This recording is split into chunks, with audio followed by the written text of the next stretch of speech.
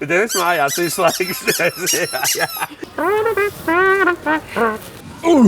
Nākamais jautājums. Šīs būs Naurim.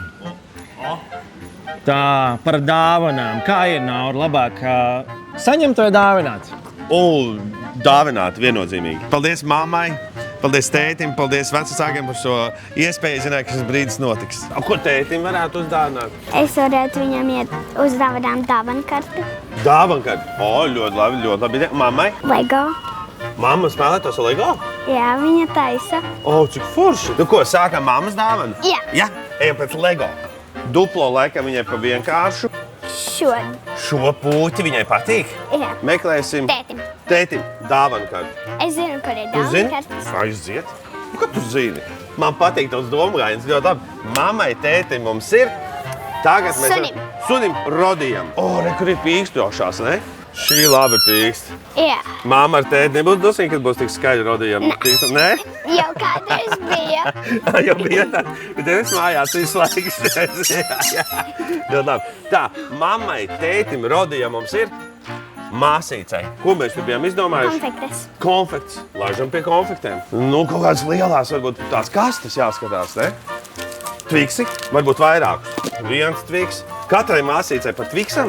Nu, tagad mums vajadzētu tev pašai. Jā. Jā, man šeit mums jādodās ir tur. Tosteris ir.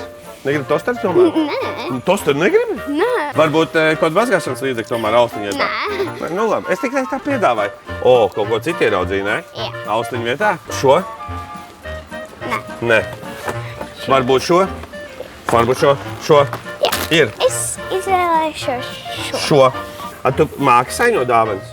Jā. Jā, tu man iemācīsi, jo es esmu ļoti slikts tajā. Es parasti ielieku vienkārši maisiņā. Izdarījām.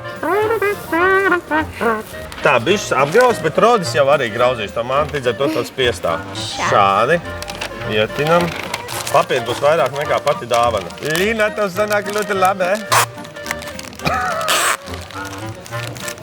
Lūk, rodījis pat nepamanīs, ka tie nav bijuši profesionāli saņotāji, vai ne? Jā. Tieši tā, mēs esam absolūti profesionāli. Ziemassvētku studijā kopā ar jums bija Līna un Nauris. Mēs jums novēlam priecīgus Ziemassvētkus. Tieši tā.